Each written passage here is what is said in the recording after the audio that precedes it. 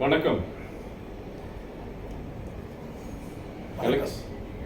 Alex Anbazhagan இங்கே உங்களோடு இந்த வீடியோ உரையாடலில் வருவது மிக்க மகிழ்ச்சி. என்னோடு சேர்ந்து ரெவரண்ட் டாக்டர் எஸ்ரா முத்து அவர்கள் இணைந்திருக்கிறார். இந்த அருமையான வேளையிலே சற்று முன் அவருடைய அருமையான சாட்சியை நம்ம கேட்டோம். அந்த சாட்சியை கேட்கும் பொழுது எனக்கு ஒரு பரவசம். அது மாற்றமில்லை, அநேகர் மற்றவர்கள் இதை கேட்கும் பொழுது அவர்களுடைய வாழ்க்கையும் ஏதாவது ஒரு அசைவு கொண்டு வரும் என்று நான் நம்புகிறேன். இந்த வேளையும் கூட இது ஒரு உரையாடல். இந்த உரையாடல் மூலியமாக அவரை பற்றி ஒரு சில காரியங்கள் நான் தனிப்பட்ட வகையிலே நான் அவரோடு பயணித்த இந்த வாழ்க்கையிலே உள்ள பிணைப்பு அல்லது ஐக்கியம் எப்படியாப்பட்டது என்று சொல்லி சுருக்கமாக ஒரு சில நிமிடங்கள் எடுத்து உங்களோடு பகிர்ந்து கொள்ள இருக்கிறோம். அதனால பாஸ்டர் எஸ்ரா என்று தான் அவளை பொதுவாக அவளை அழைப்பார்கள். அவங்களுடைய சபை உறுப்பினரும் இங்கே அவர்கள் ஊழியக்காரர்கள் மத்தியிலும் பாஸ்டர் எஸ்ரா என்று தான் அவர்கள் அழைப்பார்கள். அவருக்கும் எனக்கும் ஒரே பேர். என்னுடைய பேரும் அலெக்ஸ், அவரும் அலெக்ஸ் என்று தான் அழைப்பார்கள். அவர் முழு பேர் அலெக்சாண்டர். ஆனால் அவர் கிறிஸ்துக்குள்ளே வந்து அவருடைய மாற்றி அமைக்கப்பட்ட பிறகு அவர் எஸ்ரா என்ற ஒரு பேரை சேர்த்து கொண்டார். இவர் பாஸ்டர் எஸ்ராவை நான் சந்திக்கும் பொழுது 1983 இருக்கும். 83 அவரை சந்திக்கக்கூடிய ஒரு வாய்ப்பு கிடைத்தது. அது ஒரு முகாம், ஒரு கிறிஸ்துவ முகாம். அதில் நம்ம தமிழ் சபைகளெல்லாம் மலேசியாவிலிருந்து பல இடங்கள்லிருந்து ஒரே இடத்துல ஒன்று கூடி வரக்கூடிய ஒரு 3 அல்லது 4 நாள் உள்ள முகாம். அந்த முகாமில் சந்திக்கக்கூடிய ஒரு வாய்ப்பு கிடைத்தது. அந்த நல்ல ஒரு ஐக்கியம் கிடைத்தது. அதுக்கு பிறகு 1984 நீங்கள் பைபிள் காலேஜ் வந்தது. 1984 எனக்கு பைபிள் காலேஜில் டீச் பண்ணும்படியாக எனக்கு ஒரு அழைப்பு வந்தது. ஸோ அதனால் பைபிள் காலேஜில் டீச் பண்ண வரும்பொழுது அங்கே பாஸ்டர் எஸ்ராவும் வந்துட்டார் படிக்கிறதுக்கு அங்கே. அதன் மூலியமாக இன்னும் அது எங்களுடைய பயணத்தில் இன்னும் அடுத்த கட்டம் அப்படின்னு சொன்னால் அவர் மாணவராக வந்தார். நான் அங்கே அவர் வாத்தியராக இருந்து அவருடைய படிப்பு காலம் 3 வருடம். அந்த 3 வருடங்களையும் அவரோடு ஒரு வேத போதகராக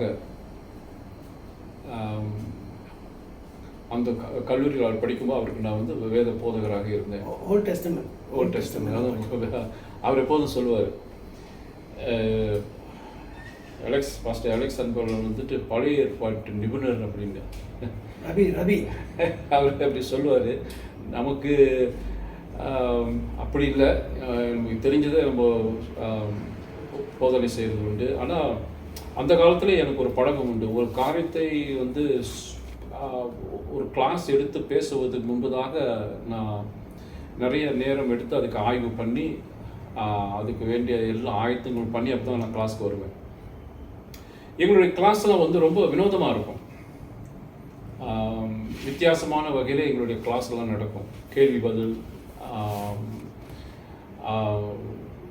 ஒரு முக்கியமாக அந்த எஸ்தர் புஸ்தகத்தை சொல்லிக் கொடுக்கும்பொழுது அந்த கிளாஸ் பாடம் இல்லை, அவங்களுக்கு கொடுக்கப்பட்ட அசைன்மெண்ட் என்னன்னு சொன்னால் ஒவ்வொருத்தரும் உடைய கதாபாத்திரமாக எடுத்து எஸ்தர் ஒருத்தர், அப்புறம்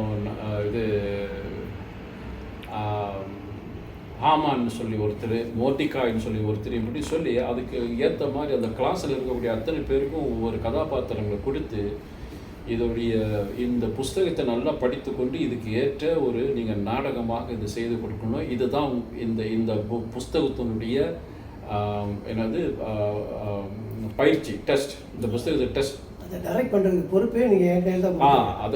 அதான் அது முக்கியமானது. அந்த அந்த எஸ்டர் கதையினுடைய அந்த ட்ராமாவை அதை டைரக்ட் பண்ணுறதுக்கு ஃபஸ்ட்டு எஸ்டராக தான் அது இருந்து அந்த ஒழுங்குகள் செய்து முன்னணியில் ஒரு டைரக்டராக இருக்கணும்னு சொல்லி அவருடைய பொறுப்பு கொடுத்துருந்தோம். ரொம்ப அருமையாக இருந்தது. அந்த ட்ராமா அது எப்படியோ மற்ற சபைகளுக்கு அதை பரவ ஆரம்பித்து, எனக்கு தெரிஞ்ச ஒரு ஊழியக்காரர் என்ன பண்ணார், அந்த ட்ராமாவை ஒரு பெரிய லெவலில் பப்ளிக் டொமைனில் கொண்டு அது பெரிய ஒரு ட்ராமா, எஸ்தர் அப்படின்னு சொல்லி ஒரு பெரிய ஒரு ட்ராமா செய்தாங்க. அது அந்த வகையில் அந்த கிளாஸ் ஒரு இம்பேக்ட் கொடுத்தது, எனக்கு இன்னும் ஞாபகம் இருக்குது. ஸோ அந்த மாதிரி நிறைய நிறைய கேள்விகள்லாம் கேட்பாங்க. எனக்கு தெரிஞ்ச அளவுக்கு பதில் சொல்லுவோம். தனிப்பட்ட வகையில் மீட் பண்ணுவாங்க, ஆலோசனை கேட்பாங்க. இந்த இவ்வளோ காலங்கள் என்ன, இப்போ நம்ம இந்த பயணம் என்ன ஒரு 30 வருஷம் இருக்குங்களா, ஒரு 30 வருஷத்துக்கு மேலே இருக்கும். அவருடைய மனைவி அவருடைய பிள்ளைகள் எல்லாத்தையும் நான் சந்திக்கிறதுக்கும், தொடர்ந்து அவர் சபை ஆரம்பித்த பிறகு அவருடைய சபைகளிலே இன்ன வரைக்கும் நான் போய் வெளிநாட்டில் இருக்கிறேன். இருந்தாலும் ஒவ்வொரு முறையும் நான் மலேசியா வரும்பொழுது அவருடைய சபையில் எனக்கு ஒவ்வொரு முறையும் பேசுகிறதுக்கு அவர் நாட்கள் ஒதுக்குவார். ஸோ இப்போ நான் என்ன சொல்ல வரேன்னா, ஆங்கிலத்தில் சொல்லுவாங்க ஃப்ரம் ட்ரெஜடி டு ட்ரையம்ப். ஆண்டவர் ஒரு இதை நான் பொதுப்படையாக சொல்கிறது, ஒரு மனிதன் குப்பமேட்டில் கிடந்தாலும் அவனை கோபுரத்தில் தூக்கி வைப்பார்.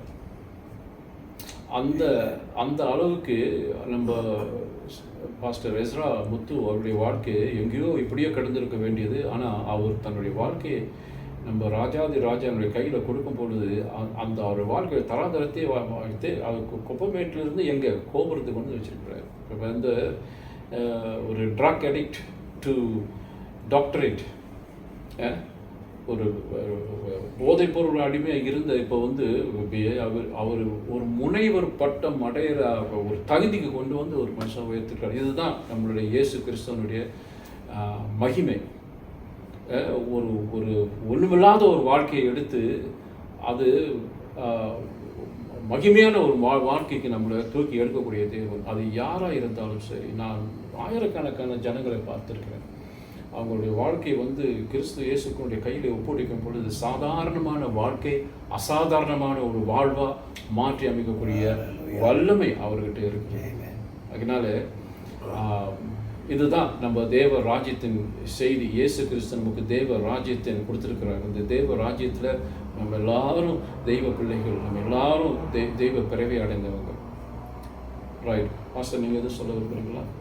இங்கே எனக்கு படித்து கொடுத்த காலத்தில் நான் எப்படி நல்ல மாணவனாக இருந்தால் ரொம்ப கஷ்டமான மாணவனாக இருந்தாங்க சொல்லுங்கள். அதாவது நல்ல மாணவன் கெட்ட மாணவன் சொல்கிறதுக்கு அங்கே ஒன்றும் இல்லை. எல்லாரும் நம்ம எல்லாரும் மாணவன். ஒருத்தர் இப்போ நான் அவங்களுக்கு சொல்லி கொடுக்கறது மாத்திரம் இல்லை, அவங்கக்கிட்ட இருந்து நான் கற்றுக்கொண்ட காரியமும் இருக்குது. அந்த மாதிரி நம்ம அதாவது இப்போ சத்தியங்களே நம்ம பார்க்கும்போது பகிர்ந்து கொள்கிறோம். இப்போ அவங்களுக்கு நம்ம ஒரு மனுஷனுக்கு எல்லா காரியமும் எல்லா வகையிலையும் தெரிஞ்சிருக்கணும்னு யாரும் சொல்ல முடியாது. அதனால் நான் அதாவது ஒரு போதகராக இருந்த காலத்தில் அவர்களுக்கும் என்னிடத்திலிருந்து போதகம் பெற்றுக்கொண்டாங்க, அவர்களிடத்திலிருந்தும் நான் கற்றுக்கொண்ட காரியங்கள் இருக்குது. ரைட்டுங்களா? ஸோ அதனால் இந்த